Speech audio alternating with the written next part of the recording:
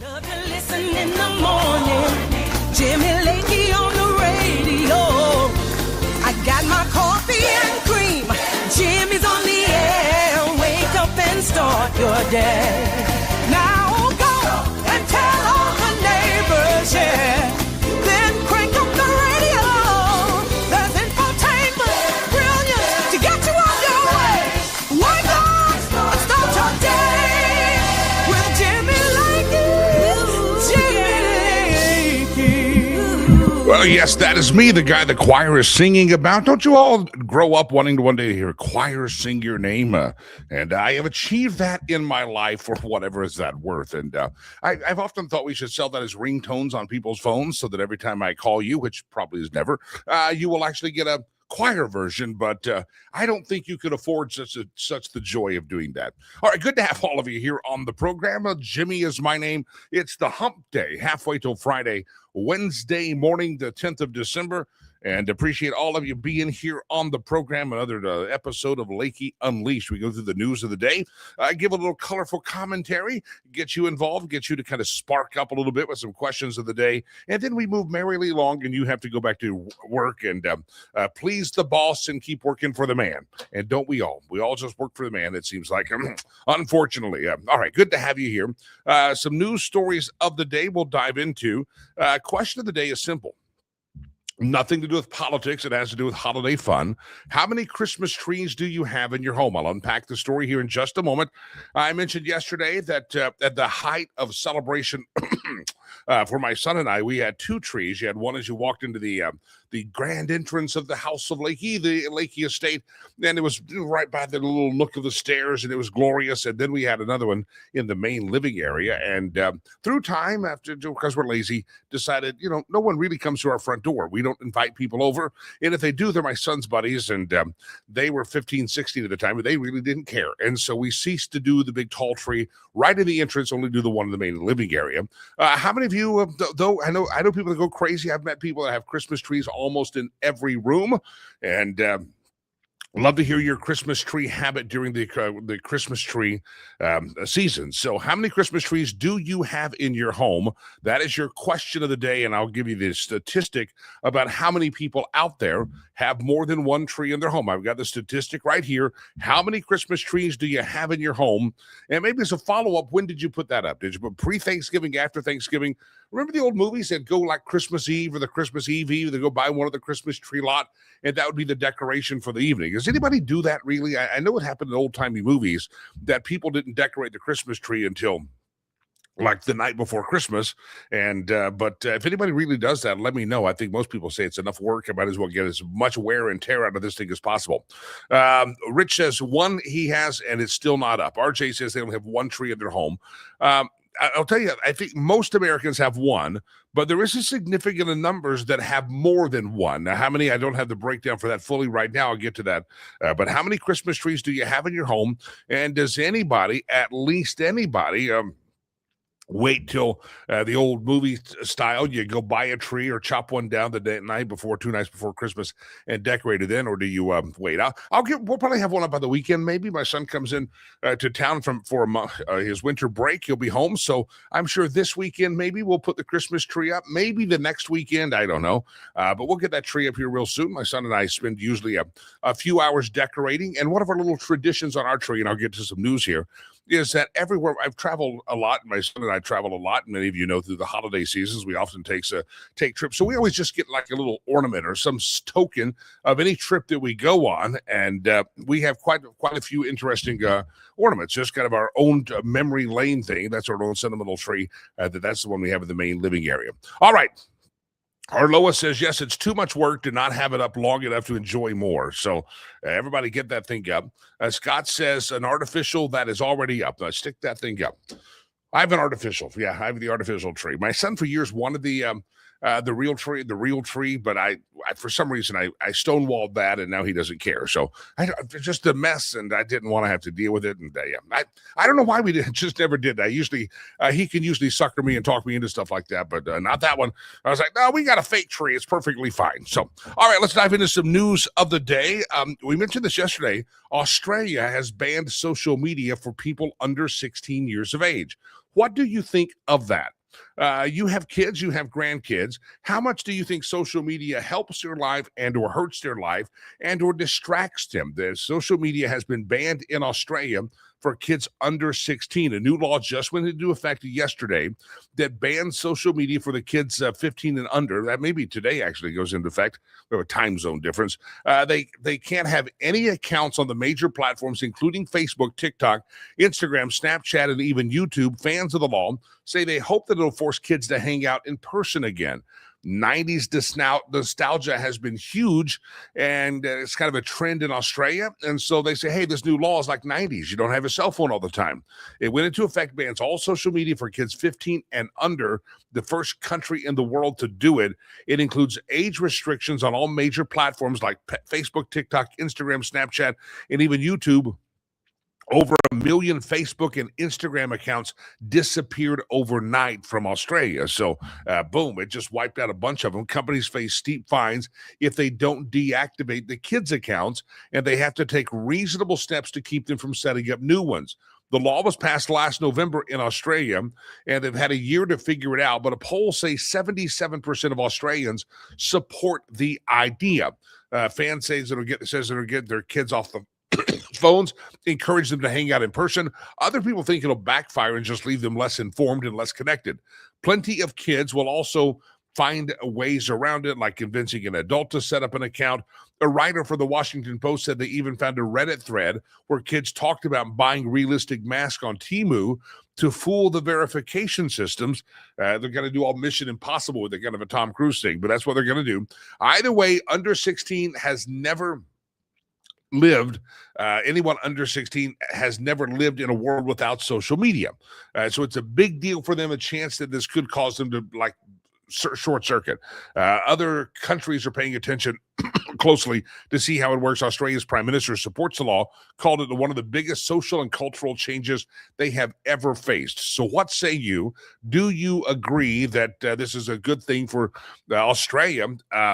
That's going to be the key. Now, somebody said, how will Australia enforce the law?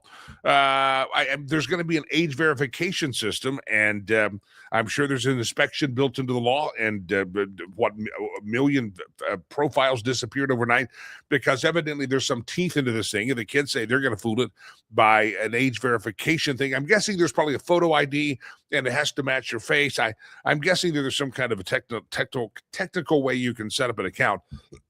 But it sounds like when the kids are thinking about Mission Impossible, it's going to be hard to cheat the system. They'll find a way, but we'll see. What say you? Do you think it's a good idea? And how do you deal with your kids or your grandkids or your family on social media? Tis the season to be jolly. Everybody gets around. Have you had that moment? You look in the living room and no one's talking. No one's playing the board games. No one's doing the things they used to do. Everybody's deep down in their phone, and it's even grandma and grandpa that are doing that. How do you handle the cell phones and the social media scrolling that happens? That's a question for you. And do you think that Australia does a very good thing in doing that? Also, the question of the day, how many Christmas trees do you have? We want to hear about this. Here's a story that's been going on for several weeks about these drug boat bombings. Let me ask you, do you support them on face value? I know the Democrats are saying this is unconstitutional, but there was a drug boat, trafficking boat that was attacked on September the 2nd. And after the initial hit by U.S. forces was conducted within the rules of engagement, supposedly they double tapped it and they hit it again. And before the first boat leaves the port, before the airplane launches, we've got rules of engagement. Commanders know that they need to stay within the rules of engagement. This is a retired Air Force Colonel, Colonel Bernie Flowers, that says, hey, to Newsmax, those airstrikes are they follow the rules of engagement. These pilots that double tapped these boats did not violate the rules of engagement. He says there's no expectation that a commander is only going to shoot once before he says it's all good. There's no expectation that the commander went outside the rules of engagements.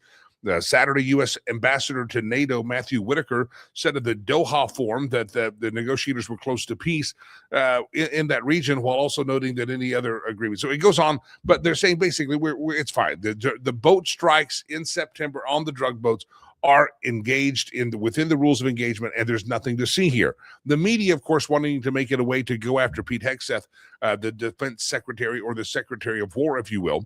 But I don't see anything wrong about it. As a matter of fact, I think the polls I've seen, these drug boat bombings have pretty much a very good. People like them. They think this is a good thing to knock these narco terrorists out of the water. They think it's not a bad thing. Here's a story from Just the News that the airstrikes ordered by President Donald Trump on drug-running boats in the Caribbean have killed 87 narco terrorists. This is an official report from a War Department official.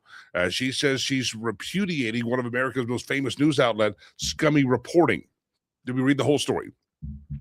War Department Press Secretary Kingsley Wilson sharply criticized the Washington Post for reporting since disputed by top admiral regarding the mission against Venezuelan drug cartels. That Secretary Hegseth had been suggesting killing survivors of a boat by hitting it with missiles.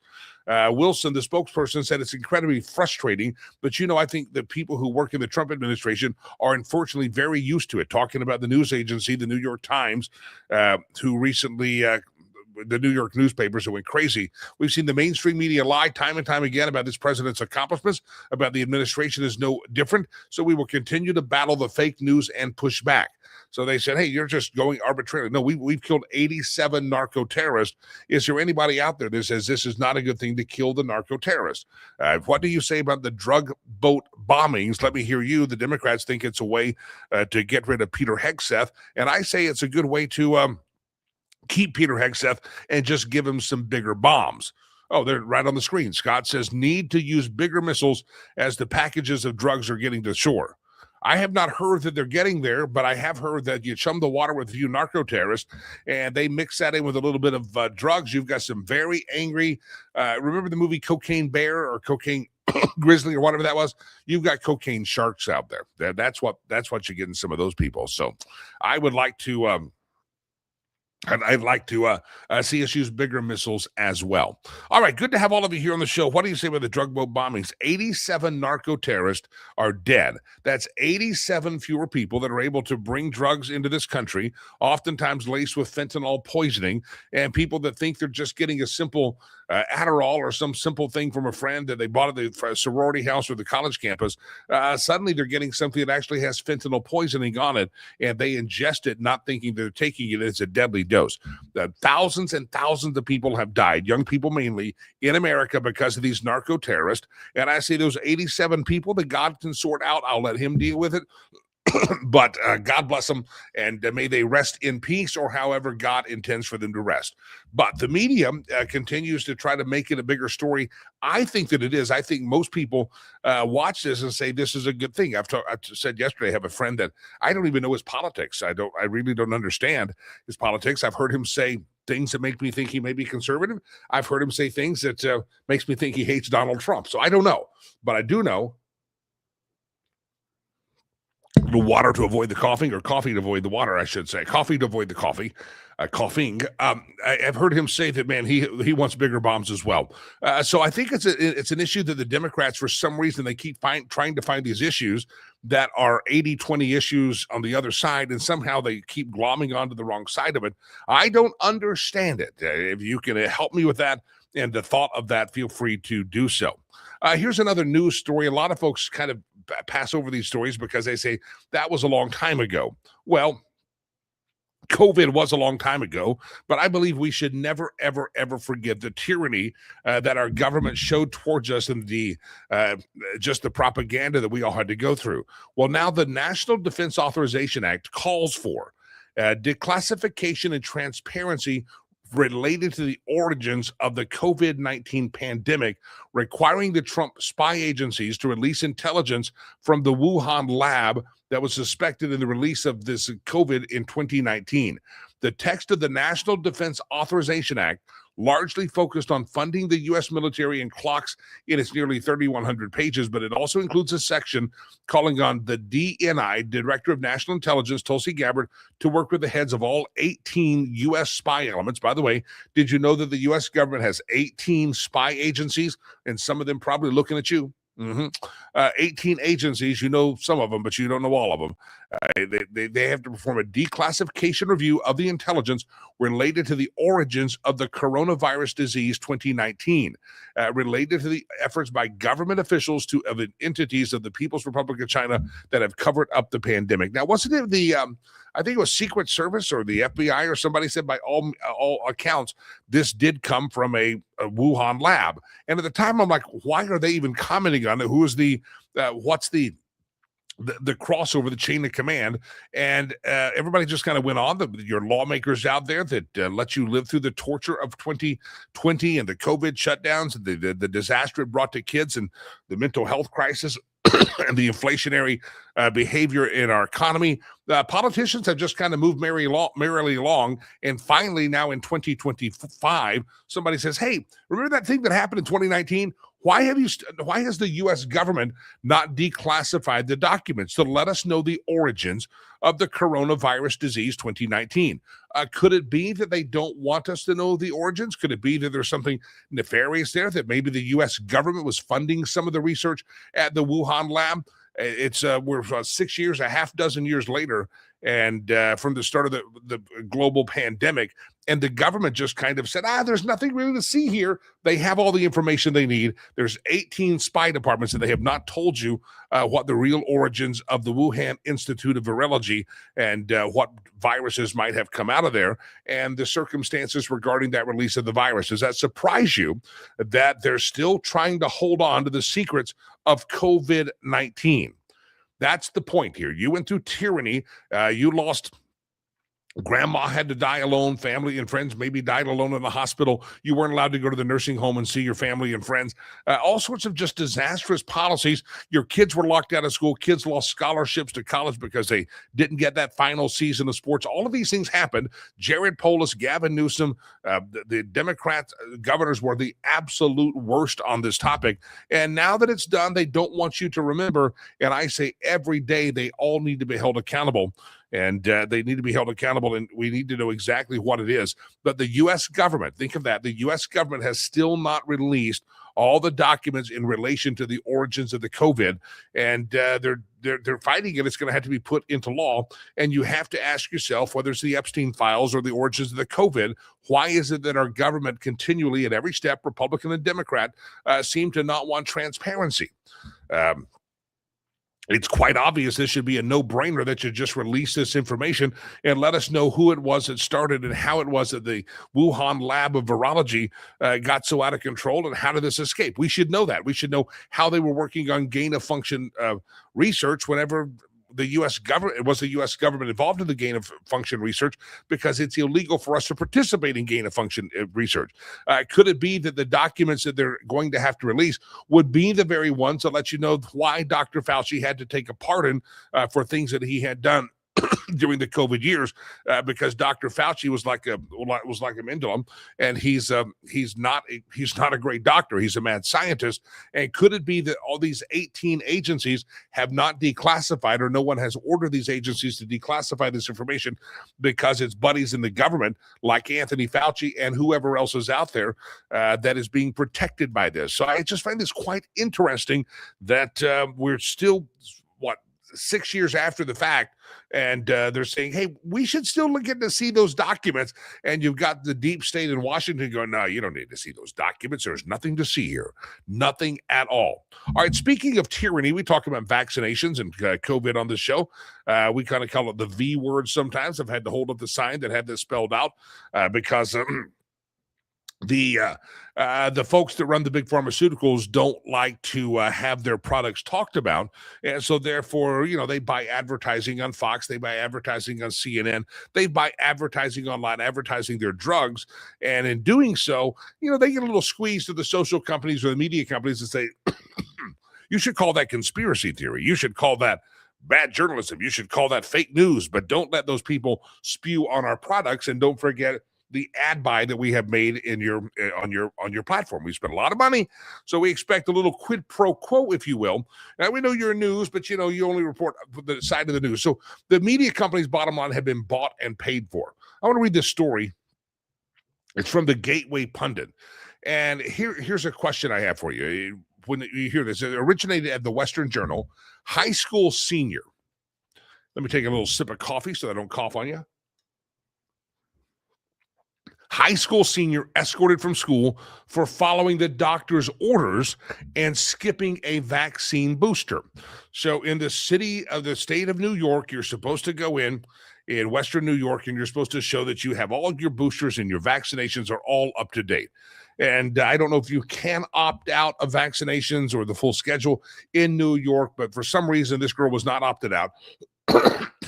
And she had a vaccine booster that was due, but she says if I get the booster again, it causes me serious side effects. She attends Depew High School. She's a senior. Her name is Casey Ray, and she got escorted out of school on October the 16th because she did not get the meningitis booster shot, and that was required by the school that she have it. Did not get the meningitis booster shot. I hit the mute button. I did very good that time. It's like a cough button, but it's a long ways away. She didn't get the booster shot, and she says I have bad effects with that, and I don't want the booster shot because it's not good for me, and I've had problems with it. Depew High School senior says she was escorted out for not getting it. She says, I just sit and scroll. There's not really much else I could do. It's emotional with it being my senior year. They wouldn't let me say goodbye to teachers. They won't let me go back into the classroom.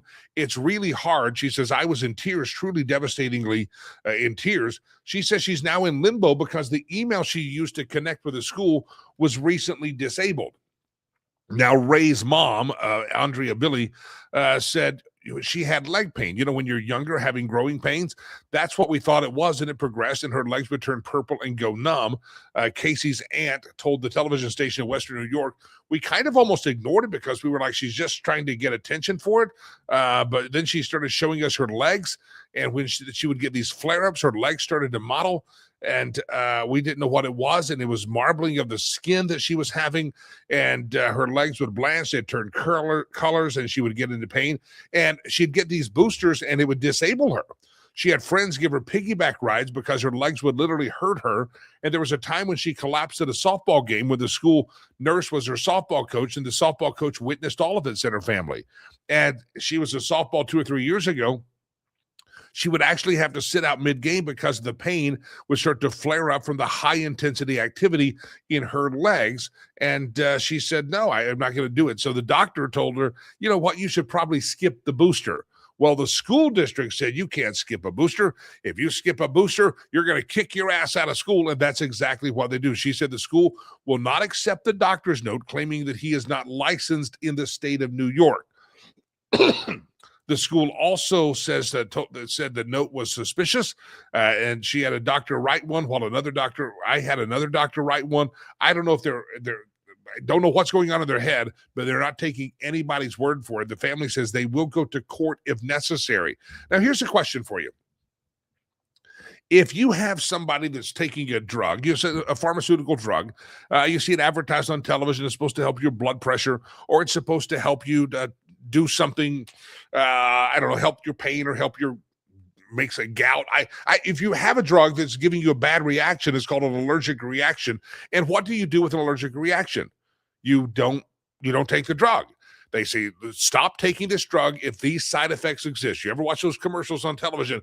Stop doing this if this happens, because they know that sometimes in some places you're going to have a bad reaction to some kind of a drug. And at that point, they're going to have to change it up. What happens if you ever go to the doctor? Maybe you had your wisdom teeth out. I remember when my son had his wisdom teeth out, they were prescribing the medicine for any pain he might have, a year or so ago. And they say, are you allergic to any penicillin? Are you allergic to the material in our plastic gloves? They go through all this list of things that if you're allergic to it, meaning you are going to have a reaction to it, they're going to change the protocol. They're going to do something else. So why is it that if you can watch any television ad and they say stop taking this pharmaceutical product if you have a reaction, but however this young lady has a reaction to a pharmaceutical product that happens to be a vaccination, and we're telling her it's conspiracy theory, you need to suck it up and take it, it's for the good of mankind? Is there any other kind of medical procedure that they advise you or try to force you to do if you're going to have a negative reaction to this cancer treatment or this prostate cancer or this blood pressure medicine or whatever, this diabetes medicine, whatever you're taking? If you tell your doctor, man, I'm getting real sick from that, we got to change it up. And if you got to change this stuff up, it's not good for me. I had a friend that was doing the GLP-1 stuff, the fat shots, right? He's taking those, and he started to, and he noticed that they said you may feel a little nausea, but he was feeling a lot of nauseating effects from the little shots, and they adjusted the dose and still feeling it. And so after about 3 weeks of just kind of uncomfortable nausea, went to the doctor that was doing it, and the doctor said, oh, we should change it up because this one's not working for you. We'll have an alternative because you don't want to have that reaction. That's not a good reaction. So why is it that out there, that in the state of New York and other states out there, they would think it's okay for doctors to they think it's okay to try to force a young lady to have an interaction with a pharmaceutical product when on other pharmaceutical products we're warned, stop taking this if you have the following side effects. It's one of the reasons my eyes opened to do vaccinations is when my son was adopted, we were coming back to the United States, we had to stop at a centralized embassy, which happened to be Addis Ababa, Ethiopia. And we go to Addis Ababa, Ethiopia, and we have to do a medical exam. We have to go to doctors approved in Ethiopia by the U.S. Embassy. So we go there, and I don't speak the language, but the U.S. government has approved these people. And the next thing I know, my son is there, and he's getting poked and prodded, and he's already scared because in the last 24 hours, he's been swooped out of an orphanage. He's with me, who he thinks he calls me dad, but it's a terrorizing spot for him. And they're poking him and prodding him. The next thing I know, I see them sticking needles in him. And I'm like, oh, yes, because I like many people, I said, oh, I grew up here. I got the vaccines. I guess it's okay. By the end of the night, they're in Addis Ababa, Ethiopia, we're at the hotel, and he starts screaming. He can't speak English. I don't know what he's saying. And I tried to find out what's happening, and I realized the leg that he got the injections in was, you couldn't even touch it. It was so painful. It was a long story, a long saga, and I began to do research on the old pharmaceutical companies and the vaccination. My eyes were awakened at that point. So I feel sorry for this girl in Western New York, and I think it's a disgusting we let the big pharma companies get by with so much during COVID. And I think we have to continue to wake up to these stories because the big pharmaceuticals and the teachers union driven schools, all of these people are working together to keep the big pharmaceuticals in business and to keep forcing kids to ingest something that may not be good for them. There's going to be evidence about that booger cootie virus. That's what we call the COVID shot, the booger cootie virus shot, that they literally knew that there was things that were happening to kids and heart problems and young men and young athletes dropping dead or passing out like this girl did from leg pain. And we force our kids to do it. Why? Because some politician or some bureaucrat who's taking money from the pharmaceutical companies as campaign donations says, well, yeah, that's a great schedule. They're freaking out in places because the Robert F. Kennedy Jr. and the health director said, hey, you know what? The first few days, 24 hours after birth, you don't need to give a baby the hepatitis B shot. A matter of fact, the hepatitis B shot is only for drug addicted people that share needles and prostitutes and whores. That's who it was invented for. And they already test their mother to find if they have the hepatitis B.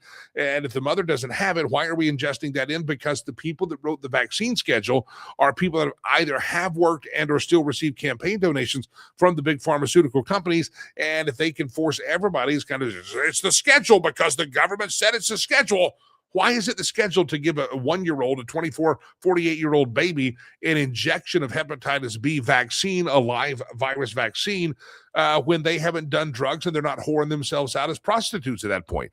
It makes no sense, but people think it makes sense. Why? Because we were told by government officials that are corrupt like Dr. Fauci that that's what we do, and we just have to take their word for it.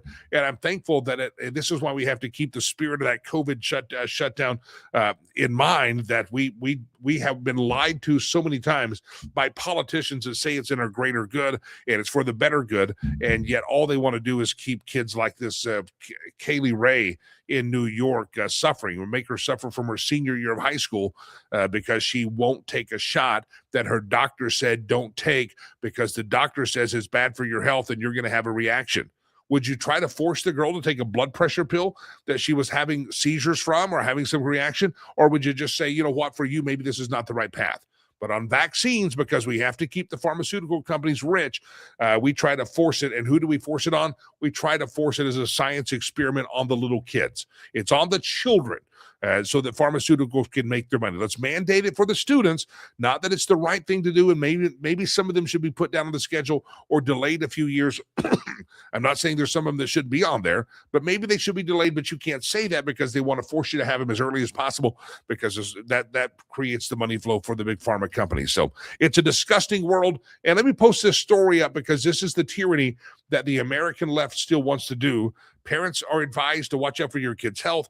You would call it abuse if a parent forced their child to take a cough syrup or codeine or something that they knew the kid was going to have a reaction to. That would be child abuse. But for some reason, the school district in Western New York is trying to force this young lady to take a vaccine that even her own doctor says you should not have to take. It's disgusting. The school district should have a special place in a very hot world one day. And the pharmaceutical monsters that put this crap out and somehow went to the government and lobbied and made donations so that they can have a schedule that's considered to be official, which it actually could be detrimental. I rest my case. All right. Good to have all of you here on the show. Give me your thoughts on that. How many Christmas trees do you have in your home? I've got the story here. It is our question of the day. Our Lois says we have one tree up, but we may put up a small second one just because we had it while living in Texas part-time previous to making the move. So you got an extra tree, you may put it up. Yeah.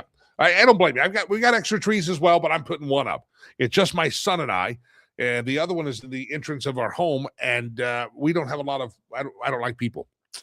Yeah, I don't even let producer Chad. Okay, producer Chad comes in the front door. He's one of the few allowed to come to the front door. Other than that, we lower the moat, bring out the alligators and the crocodiles, and say, "Leave us alone." So yeah, I don't. it's a beautiful entry, but I don't have a tree there. Doctors ask if you have a reaction. If they do, they immediately stop you from taking it. Schools are not as smart as they should be. Now, the school district won't take it. The school district will not take her doctor's excuse. She cannot take this vax. It's the vax booster. And again, she's already been vaccinated. It's for meningitis or something like that. So that was a big part. The vaccine policy, especially at the end of COVID, was a big part of college selection and states that were requiring that. Kevin says we have 3 trees. Why? Why do you have 3? I mean, I'm glad you do. God bless you for having 3 trees, but that's a lot of trees. I thought 2 was a lot. Well, how many people, you ever know anybody has a tree in every room? I got to get him a guess, Michael Letts here, but let me do this story here. 1 in 7 people have more than 1 tree. And what I don't know is how many people have 3 trees. 14% of Americans, 1 in 7, will have at least 2 trees in their homes this year. Guessing smaller ones included 2. Are you putting up a tree? A new poll found that most Americans will have a Christmas tree in their home. Surprising number of us will have 2 or more. 71% say they put the tree up or already have. 20% say they won't limit themselves to just 1. 14% overall, so 1 in 7 people will have at least 2 trees, and 2% say they will have more than 3. It doesn't mean what you're necessarily putting up full-size trees. Could be a big one in the living room, a couple of smaller ones on a table. Those count as trees. I'm guessing that should count as a tree. So maybe that's where you end up with 3 trees. That's a caveat. There's a little point of order here as to what would count on a tree. If you have a small tree on your desk that's this big, does that count as putting up 3 trees? I asked Kevin, we have 3 trees, and I said, why? And he says, why not? That's a fair question. Very fair question. Why not? You guys want to put up the trees? Put up the trees. Dang it. 1. Just doing 1. All right, ladies and gentlemen, Michael Letts is in the green room, ready to come on the program. And I'm sure he's a man of the jolly world of the Christmas holidays. And I can see Michael Letts having multiple trees in the Letts estate. Let's find out. Michael Letts, welcome in, sir. Oh, it's always a privilege to be with you, Jimmy. It's such a blast to be on your show. I thank you for the opportunity. How many trees does Mrs. Letts have up around the house? None. Oh, Ebenezer Scrooge. I thought you were the jolly guy. Now I find out you're well, no, there's an explanation, Jimmy. When you have 10 puppies running around, that's the last thing you want is for them to get hold and start chewing on trees. So this year we will put 1 or 2 up. It'll be the small desk type on the table that they can't get to. All right, that's forgivable. The puppies have brought no Christmas cheer to your house. It's no. They get no stockings. Do you? I know you're a dog guy. Does your pet get a gift for Christmas? Oh yeah, multiple. Multiple. In fact, right before I came into the studio, she had to show me all the new collars that she's got for all the puppies. I said, "Why? We're getting rid of the puppies." She said, "Oh, but won't they look so precious and cute? They'll be easier to bring their new home with a new collar." I said, "Yeah." I don't see them necessarily understanding that, Jimmy, but I mean, if it makes you happy, go for it. My dog got a bad haircut a couple of weeks ago, and I was psychologically damaged by it. And I looked it up on ChatGPT. Does my dog know he looks horrible? And it says he doesn't, but they said he can sense pain and agony in my life. So make sure I'm optimistic. So I've been validating him like you're good enough, you're smart enough, and doggone it, people like you. I've been talking to this dog, trying to, maybe need to buy him some Christmas gifts, make him feel pretty. There you go. I'm sure my wife, I'm sure Karen would agree. She's every day when she comes to the studio. Look what else I found for the pups. I'm going. I don't understand. We're not keeping them. They need Jimmy. My dog's a big fluffy. He's a male dog, but it's a Keeshond is the breed. So if you know a Keeshond, they're beautiful dogs. He got shut down. He looked like a lesbian hanging out at a biker bar. That's how much they shaved. they shaved him down. I'm like, this guy's he's a dog, but he's gonna drive a Subaru Outback here real soon. Yeah.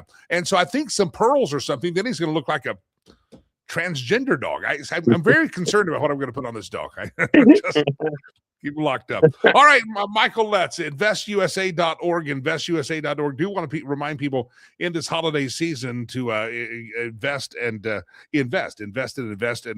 keeping law enforcement people very safe. Michael, a couple of crime stories out there. One of those would be that Mayor-elect Mamdani has decided to take a convicted felon as the guy in charge of his safety transition team. Interesting pick by Mamdani. The guy's been convicted of armed robbery. Hey, you're in charge now of the safety team. Transition. Yeah, he's in charge of public safety transition, and he get along well with the Mamdani's chief of staff. He hired his chief of staff, who is the architect of the defund the police movement. So they're going to get along great. Because here's what that who committed a crime is going to be in charge of the transition. They've already said what their purpose is. They're going to try to reduce police presence as much as possible and change it with social workers. So my suggestion to Mamdani is, if you're going to do that, then put them all in a Santa outfit with a little elf, and let that be, a little sleigh, and they can run around all the calls in little sleighs with little Santa outfits on. It's going to be about that effective. Jimmy, that's the sad part about it for New York. It's interesting. I think the strategy of President Trump receiving Mamdani, being respectful there. Trump has the vested interest. He wants New York to succeed. But at this point, it looks like he with friendliness, he gave Mamdani enough rope and he lets Mamdani go hang himself. You can't say President Trump's causing these bad, poor decisions by Mamdani. He's making these like a big boy put on his pants in the morning. Yeah, the president and I had that disagreement. I suggested, I told you before, give his plane ticket back to where he came from. But, the president felt like he needed to be respectful and let him know, obviously, that we control the federal resources, and we're going to continue to do that. We're not succeeding that to Mamdani, but we do share one goal in mind. We want what's best for New Yorkers. Although I have a little hard time believing that he understands what's best for New Yorkers. That's for sure.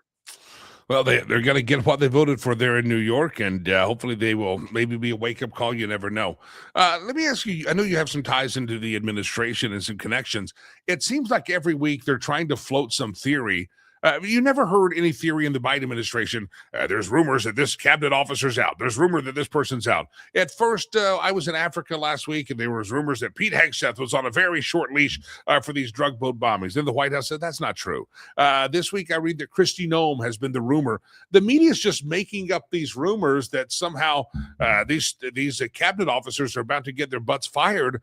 Or are they making it up? Is there some problem with the cabinet? No, there are. Well, let's back up. There are some problem with a few cabinet members, but let me tell you what gets the president more than anything. Give me some action. If you're supposed to be cleaning up crime, then clean it up. Don't give me excuses.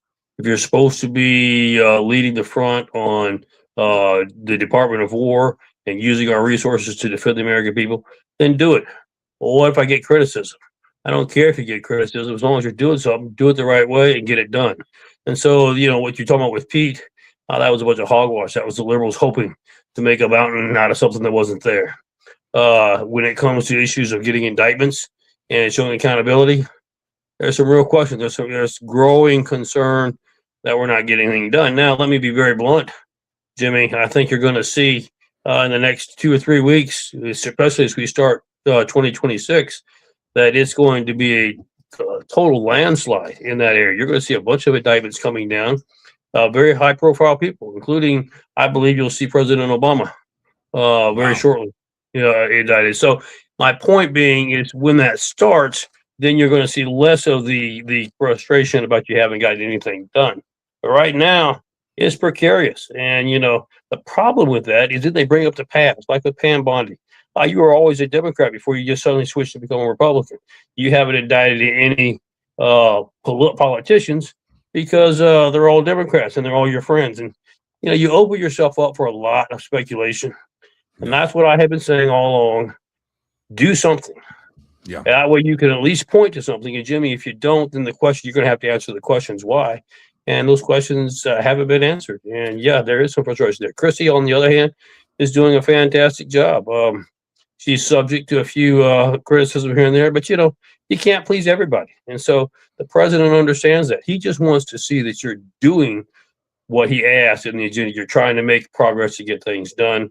And he'll give you enough rope to hang yourself. If you keep giving excuses and you don't end up doing anything, you better start looking for another position. Coming back to the indictments, you say that maybe in 2 to 3 weeks after the first of the year, it start coming down. One thing I found interesting is that right as I was heading out of the country a week or so ago, the story was breaking that we were lied to about this Thomas Crooks character. Christopher Wray in the hallowed halls of Congress said, there's really no social media platform. We don't have any presence of him. Turns out that was all a lie. It took some leaks to, I believe, the New York Post and Tucker Carlson for that story to go out there. How is it that Christopher Wray and the former agents of the FBI seemingly have covered something up regarding that assassination attempt? And it seems like that would be something we would fast track to get the bottom of it. Where's that investigation, especially now that it's public knowledge that Christopher Wray lied in Congress? Well, I think that's what you're seeing, the frustration, because it's not just with Christopher Wray. We're taking some additional things like with Charlie Kirk and others. And we're just coming up very quickly and giving an answer. Oh, we found the person, taking him off the street, nothing to see here anymore. Well, let's move on to the next story. And we find out that's not the case. I mean, not the case at all, just like with the pipe bomber. You say, okay, we found him. But you know what? That case has been sitting on the desk for 5 years. Took you 5 years and then when we've had it for almost a year. Took you that long with the evidence that had already been accumulated to do anything about it. And this is not just talking about the Department of Justice. This is talking about the Bureau. Now, I mean, they got good friends over there. You know that. But I will tell it like it is. Folks, you can't do 3 great things that expect that to validate doing one cover-up or one not being transparent. It doesn't work that way. You have to be consistent on doing what the American people expect. That's transparency. That's honesty. That's integrity in your position. You can't afford to miss it one time. And, I know there's a lot of people that are counting on protection, that have done a lot of favors in the past, shall we say, et cetera. But, Jimmy, that's what's got us in this mess. And if we keep going down that road, America will dissolve and be no more. So we've got to break it. You can't just break off a little piece at a time, Jimmy. Take that base and smash it on the ground and shatter it into a million pieces, and let's get moving. And that's the problem that we've had. For those of us on the outside, you have a much more inside view. Is the problem that, I'm going to use names, but you can skip names.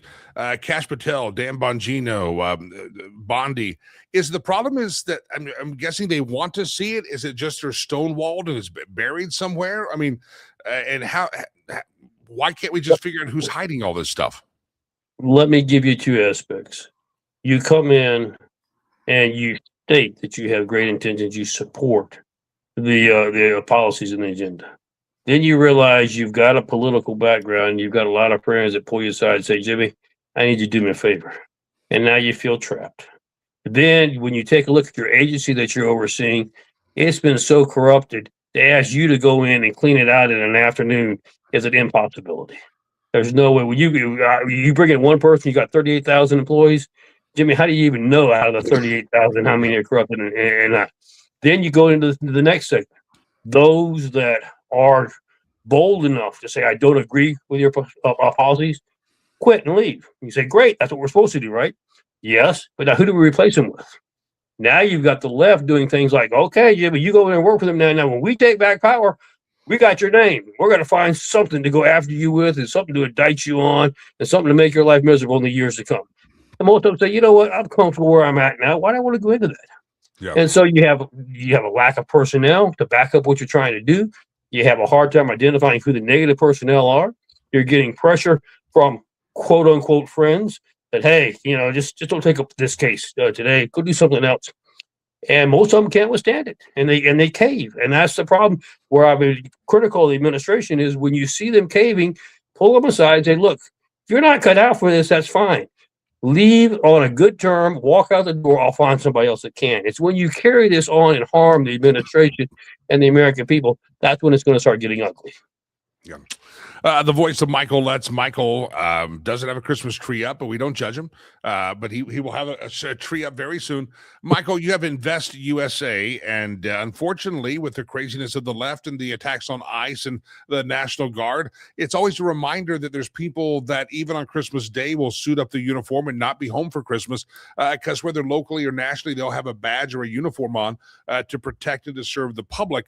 And sometimes those people are going out there unprotected. They may have a old-fashioned little vest or maybe just a little badge as a bulletproof, but you provide law enforcement with armor, body armor that can help them, full protective gear for an active shooter vest. And it's important they have it because people are crazy right here in America shooting at the National Guard agents. Oh, that's only the tip of the iceberg. We have so many issues in this country where our first responders are putting their lives on the line, and more are dying. Just to give a few statistics, we have the highest death rate we've ever had. We have the lowest morale we've ever had. We have the highest suicide rate we've ever had. Folks, if we want law and order, if you want to feel safe, we've got to protect the people that are protecting us. And so the way we can do that is show them our support. Make a donation, make sure that you help provide a vest for them. And then the other thing I've always asked Jimmy on your show is see a first responder, especially on this holiday season, take 2 seconds to just say, thank you for your service. That's all you have to say.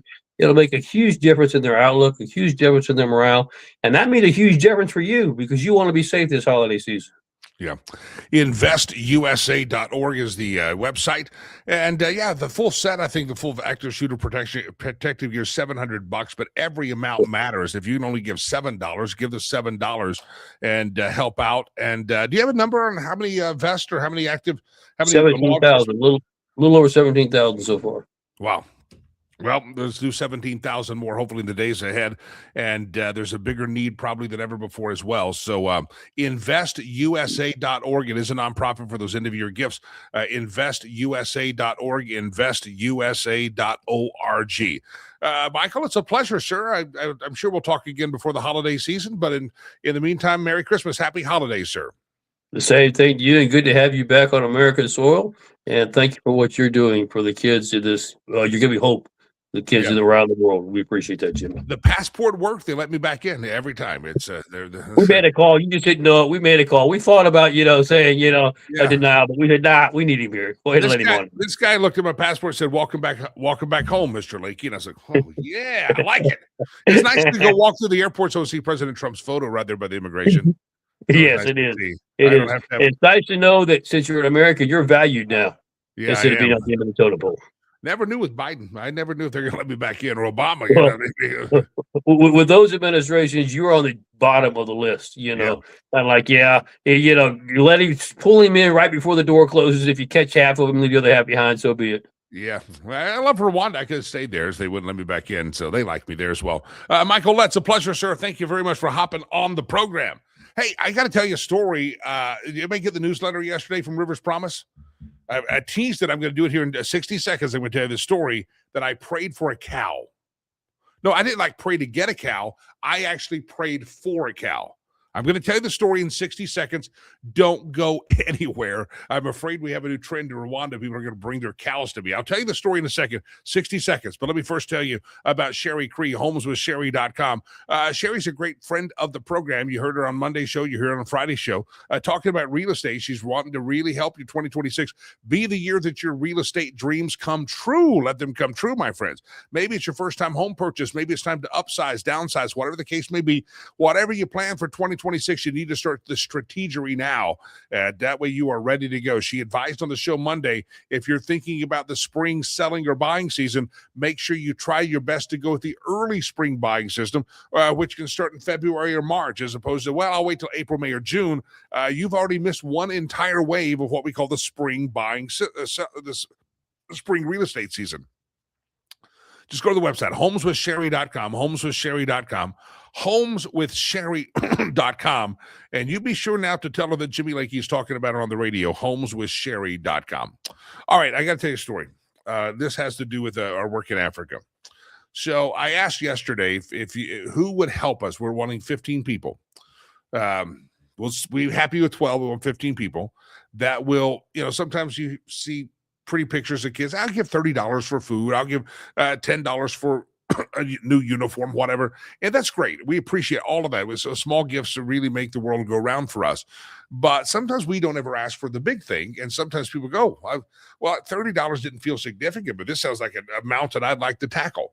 And so if you have a class of 30 people that costs $65 a month to keep a class, those kids in class, food and all those things they need, that's 30 times 65 is $1,950. And so we have I put out a question, how many people out there over the next couple of days, weeks, by the end of the year can donate $1,950 one time, and that will make sure that an entire classroom is funded for an entire month. It takes care of their food. It takes care of everything for an entire classroom for 1 month. It's $1,950. Immediately, our brother Scott out there jumped in. He did $1,950. We had a couple more emails yesterday that people did partial of that. So I got that. I think we have another full one coming that came in as well. So we made a little bit of progress, but we're not there yet. And so I throw this out there. First of all, don't feel pressure. If you say, Jimmy, I can't even afford to give $19, then God bless you. This is not for you. But if any of you are out there that say, you know what, I'd like to give the $19.50. Maybe you give it a lot this year. Scott already sponsors 4 kids. Maybe you give it a lot. And maybe I had one guy donate yesterday. I haven't heard from him in 4 or 5 years. And I think he got the newsletter yesterday, and he donated for the first time in a long time. So $1,950, if you can donate it, do your credit card. It's at riverspromise.org, or the address is on the website. Happy to do that. But let us know if you are mailing it, and we'll keep it anonymous if you prefer, or we'll announce to the world what a great person you are. But $1,950, and that is that we want about 15 of these, and that it takes an entire year plus of just one whole classroom that we are funding, and it's a different way to approach it. There's a lot of ways to approach the numbers: monthly per kid, monthly per food, monthly per shoes, but this is the kit and caboodle. $1,950, a one-time donation will fund a classroom for 30 days. And that's their food, that's their basic life amenities. It takes care of a lot of stuff. And it also takes a lot of pressure off of me, personally, pressure off the organization when we have those larger ones. And again, we don't despise the small gifts. We love those small gifts. Keep those coming. End of the year, keep those coming. But if you can do the $1,950, feel free. Maybe you can do the 1,000 and you're going to find a friend to do the 950, or maybe you tell us you'll do 1,000. Somebody else will step up with 950. Let us know however that works. We're happy to do it. You can, again, keep it anonymous, or you can comment on Rumble or YouTube or Facebook, and we see it right here in the studio. 1,950. We're looking for a total of about 15 of those in the next several days. So if you can help us out, if nothing else, pray about it and see what you can do. $1,950. If you can't do that, do what you can. End of year giving for Rivers Promise. Now, let me tell you the story, the cow story. So I go visit this family. I told you there's a lot of times we have to go visit families that are in a Rivers Promise Legacy Christian Academy family. This is the family that had some real tragedy happen. I mentioned it a couple of weeks ago about their young daughter and some bad things that happened. And we had to step up as an organization to help her because some things that happened in her on the way home. She lived miles and miles from the school. And for a few days, she was bad things happened by a bad guy who probably will never see the light of day again. So she's being treated, and we loved her. And I went to the home, and I was there and sat in their house and saw their little livestock. And I even showed a video tour of this is the house I was in, and beautiful family. And I walk in, and you walk in through the little, I call it the courtyard, but it's still behind the front door of their house. There's a pig and some piglets. You've seen that on video maybe. And then you go over in this other area that could have been a storage closet, but there's a big cow in there with its head out eating the hay and the grass they've set on the ground. And then there's another room that has a small baby cow in it. And so as we go into the house, I talk, I bring the little girl a toy, and just kind of give, I guess, words of encouragement and hug on her and tell her what a great little girl she is, and just try. She's teary, but by the end of the visit, she was smiling. And I asked them, I said, we took them food. You'll see some photos out there of the family standing in front of bags of foods and rice that we provided. The little thing on top, the brown thing, is bars of soap that they can break off. They use that for laundry and everything. When they're down at the getting clean water, they wash their clothes with that. So that was a lot of stuff we gave them. That was a big blessing to them. And as I was leaving, I said, "How's your cow?" And I said, "Is this a milk cow or a beef cow?" And they told me that's a milk cow. And I had this profound moment you saw in the video. I said, if I'm going to be his cow, I think I'd rather be a milk cow also, as opposed to be a beef cow, because it doesn't end well for the beef cow. So in the course of the conversation, they said, the cow's not doing all that great. He's healthy, or she's healthy, but not putting out enough milk that we can sell. Putting out less than 1 liter a day, and that's enough maybe for the family, but it's not enough for us to. That was one of their sources of income, selling the extra milk. So I said, I'll pray for your cow. And my guys laughed, they smiled, and I didn't think it was a big deal. I said, I'll be praying for your cow.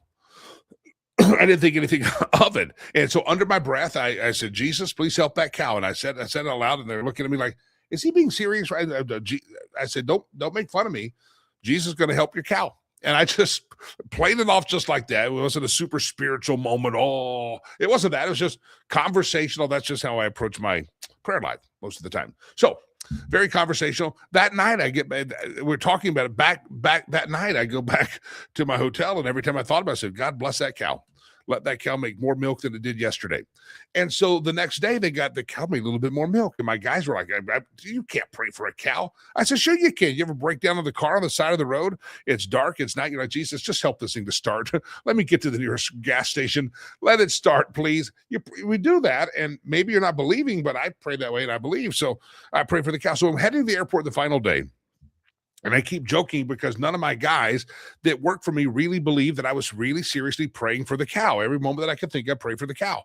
And so as we get to the airport, I hear my guy, field director, Jonas, in the back seat, and he's on the phone. And sometimes they get animated on phone, and I don't know if they're yelling or whatever. And he hangs up. He goes, Jimmy, the cow is now in 24 hours is producing 2 times or more the milk that was happening. And I said, see, I told you should pray for the cow. And my other guy, Willie, says, I'm like doubting Thomas. I feel bad. I wanted to see. So the cow was doing less than 1 liter, and within 24 hours, it was doing 2.5, pushing 3 liters of milk. And it was nothing more than a Christmas cow miracle. And I'm waiting for my cow report. I'm going to give it a few days to see how the cow's doing. So I sent out a newsletter about the cow. There's even a photo of the cow yesterday that's in there. This is the cow. And the cow's producing more milk. The family's happy. They can now make a little extra money selling the extra milk. And they're thrilled, and I prayed for a cow. And I don't need to pray for a cow for my school. We don't need that. But I do know that God is capable of providing everything that we need at Legacy Christian Academy. He's done that for years. And maybe that's an encouragement for your life as well. You think something, your cow in life is not producing milk. Sometimes it's a reminder that you can pray, because if God cares for a cow in the backside of Rwanda in a little village hut that is a place that you wouldn't want to really spend the night at, then God cares for all of us. And I know he cares for the kids at Legacy Christian Academy as well. And so first of all, prayer is a good thing. We should all learn to pray more. And it doesn't have to be some super, voodoo thing. Just ask what you want. That's what the Bible says to do, and that's what we did with the cow. I did with the cow, and even nobody came in agreement with me, but I still believe for the cow, and the cow's doing good. The cow's doing fantastic, last I heard. And even if it's not, even if they got 3 or 4 days of increased milk, I'm happy. But I believe God takes care of that. So I'm also believing that this year, as we wind up our year at Rivers Promise at Legacy Christian Academy, I'm praying that there will be 15 people that will give $1,950. It's possible. Maybe not everybody watches this show. We have a newsletter will work. We're going to put that out this week. But I'm praying that we'll have 15 people do $1,950, and that will fund a classroom for one entire month. If that's you, maybe the cow story inspires you, feel free, go to the website, look up our address, and make a donation, Rivers Promise. But that's the story. I prayed for a cow, and it seemed to have worked. My friends told me this. I got the elevator to the airport. I got out of the car, and they said, you know what? They said, Jimmy, we got to be careful with this. And I said, why? They said, seriously, people are going to get their cows out and bring them to you for prayer. I said, well, let's pray for all the cows. I said, pray for the children, pray for the cows. I said, if this country's ever going to get better, it's going to be because God moved and helped us out. So we need to have that. So pray for the cow. Anyway, if you can donate all that, see the segue here, $1,950. If you can donate that, I believe that God will answer our prayers. And if you can't donate that's out of your pocketbook range, do what you can, or just pray like I did for the cow and say, God, I can't produce milk, but this cow can. So would you help that cow produce milk? And maybe you say, I can't donate $1,950 to Rivers Promise, but would you please raise someone else up that can give that $1,950 so we can all participate? Jeff says, can some of the greatest need fund go to care for the said cow? That cow's doing pretty good. That cow's, it was a pretty looking cow too. The cows it's a different world. Yeah, vet care for the cow. Vet care is expensive. Prayer is free. How about that? If I'm going to spend money, I'm going to try to spend my money on the kids, but we're just going to pray for the cow. That's what we'll do. Vet care. I don't know. People donate to like the SPCA, I guess. I mean, nothing wrong with that. I think it's important to have that, but yeah, people probably donate to vet care. Could be another angle of donations we get. All right, pray for the cows, and you get the idea. All right, it's Wednesday. It's time for the Stolen Meme section of the show. Hump Day, halfway till Friday. Glad to have all of you here. I think we had a consensus. Most people have 1 or 2 trees, and that's fair. Kevin, I think, is reaching out the record there. He's got 3 trees going up, and I think it's also whether you count the small trees. Count the small trees. Got to do that. What stories did we not get to today before we do meme roulette? We did the vaccine tyranny one. We got that one done. Minnesota. This story of Minnesota's corruption is fantastical and sad. And we'll continue to follow that as well. More stories on that tomorrow. I also have a story. IMDb. You know what IMDb is? It's where you can find the official record of movies and productions, and it's kind of an official Hollywood tracking site. They have released the scores for the best movies of all time. And that may be a question tomorrow, the best movie of all time. I'm not trying to get into a discussion whether Die Hard's a Christmas movie. We all know it is. But I'm trying to get into a discussion of what really is the movie that does get you in the Christmas spirit. Listening to a friend the other day said their holiday tradition was to decorate the tree for Home Alone played in the background. That's just what his kids like to do, and they still do it as now they're older. I knew someone that they decorated their entire house, and they would watch the original Miracle on 34th Street, and then followed by the digitized and modern remake of the Miracle on 34th Street, and that was the timing they needed to decorate pretty much everything for Christmas. And the lady kicked the family out of the house and said, "This is my job." It was not family tree decoration; it was her. And but that was the Miracle on 34th Street. I think the kids got to come back in and hang an ornament, but the whole decoration, it was one of those show homes, and it was beautiful, but that's what she'd like to do. Anyway, we'll talk about that, the best movies, highest ranked of all time. We're going to get to that. And also artificial intelligence is not on the docket yet, but we will get to that as well. All right, it's time for Steal the Memes. Everybody ready to steal a meme? This is where we go around the globe and we steal and violate intellectual property, and we just steal stuff. We steal stuff, and no, we try to give credit. You can see where we stole it from most of the time on the screen, and it just prevents producer Chad and I from having to work extra. We work enough on this show, and we do it out of the goodness and the kindness of our heart, and so we do. We appreciate being able to steal stuff on occasion. And at the end of it, by the way, you hear a gong, and that means even the intellectual property thieves of the Chinese have said you've stolen enough intellectual properties for today. So that's what we'll do. All right, here we go. We're going to do the meme roulette section of the show. Let's do it. Round around the globe we go, where we steal the memes from. No one knows. The moment you hear a weird noise in the house and you think you're so lazy, you think, whatever, I had a good run. You ever do that? No, I got the gun, baby. I'm hunting you down in the house. I'll hunt you down like it's kind of like Die Hard. Yeah, I'll hunt you down. Don't do that. Yeah, but maybe some of you maybe do that. Ever done that? Round around the globe we go, where we steal the memes from. No one knows. If the welfare, I got to blow my screen up here a little bit larger. If the welfare fraud in Minnesota is this bad, imagine how bad the voter fraud is. Yeah, that's true. Well put, illustrating absurdity. If they can cheat on the welfare, cheat on the welfare and the Somalis and cheat on all that crap, think of how they can cheat in an election. Yeah, that's true. Right around the globe we go, where we steal the memes from. No one knows. Has anybody ever actually gotten salmonella for eating a raw cookie dough? Or are people just trying to stop me from living my life? That's true. You ever have that? How many of you got to lick the blender things? You got those. I had raw eggs in it. My mother was not afraid, or she was trying to kill me. I'm not exactly sure. It could have 6, 7. Sorry, I didn't mean to do that. Either way, it could have done that. Yeah, I don't think anybody's gotten the salmonella from the cookie dough. I mean, they sell the cookie dough in the grocery stores. It's raw eggs, right? Delilah, you would know. All right, round around the globe we go, where we steal the memes from. No one knows. Struggling New York Jets sign Uncle Rico. New York Jets have been struggling for years, and Uncle Rico's there. That's good for him. Napoleon Dynamite, where are you at? Round around the globe we go, slow motion. Where we steal the memes from, no one knows. Liquor before beer, you're in the clear. Beer before liquor, don't be a little bitch, you'll be fine. Beer before... It took me forever to go liquor before beer in the clear, or mix your liquors never sicker. Now you're trying to teach me a new one. And you forced me, because I'm reading in real time, to say little bitch. And I didn't mean to say that.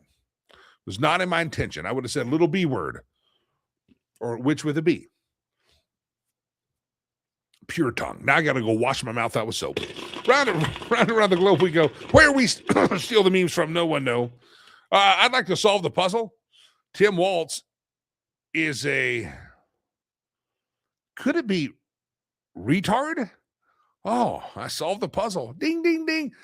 Vanna, turn the letters. Tim Waltz is round around the globe we go, where we steal the memes from. No one knows. Oh, I got econ. Finger. That's what playing with the pen earlier. Ladies and gentlemen, there's the gong from China. We have stolen all the properties we can intellectually from other sources. We've hit our quota for the day, and because of that, we must bid you adieu. Don't forget, my title says I'm praying for a cow. If you missed that newsletter, we got another one coming up about the class sponsor, the 1 month of class sponsorship, but we could use some more of you to do that. Looking for 15 people that can give $1,950 one-time end-of-year gift, and that will fund a classroom that will fund a classroom. Now, we have 7 full classrooms at our, we have 1 working room that's going to have to convert to a classroom, 7 classrooms. And if we get the 15, that would be each classroom there would have 1 month, 2 months of sponsorship. That takes a lot of pressure off the organization, and then there would just be 1 extra month. 15 is a number that I felt was kind of a round number, easy to do, but that's kind of how you spread it out. It's we got 7 active classes of 30 kids, and if we get the 15 to do 1,950, that means each of those classes for 2 months are sponsored, and that allows us to start building up our reserve. Because I'll be honest with we do, because we have so many unsponsored kids that attend our school, that your 1950 helps cover those unsponsored kids, because on months that we don't have that, we lose money operating a school, because sponsorships only cover this many kids, and then we have to spread that and take care of kids that don't have sponsors. So if you want to sponsor a child, go to our website, riverspromise.org, and see the great list of children that are there, and love to have you sponsor a child monthly, $65. But if you just like to do the one-time gift of $1,950, that sponsors an entire classroom. And again, we have classrooms we have so many unsponsored children that it really gives us the this really helps us take care of those kids that have not yet found a sponsor through our organization. riverspromise.org, 1,950. If you can't do it, do what you can, and it'll all add up together, and we will get to that 15. So we appreciate it. And again, there's other ways to break it down. $30 feeds a kid 2 meals a day for a month. $25 buys them a pair of Christmas shoes. There's other ways to make sure you know what you're giving and how impactful it is. But that 1,950 is a new one I want to throw out there for those of you that aren't challenged by the 25 or the 10, but that bigger number might light you up. Some people are lit up by the bigger numbers and say, don't ask me for something small, ask me for something big. So I'm asking for something big, $1,950. Ladies and gentlemen, it has been a pleasure for producer Chad and I to wake up and spend the morning with you. Michael Letts has been on the show. We got a lot of great guests and lineup coming back on tomorrow. But until we meet again, happy Wednesday, everybody. It's December. Glorious day the Lord has made. Whatever state you're in, we appreciate you tuning in. Don't forget, like and subscribe us on all the podcast platforms in just a few minutes. This very program that you just watched on the Streamcast will now go into podcast form. It'll be on Apple Podcasts. It'll be on Spotify. It will be on the iHeartRadio app, and just look up Jimmy Lakey Unleashed.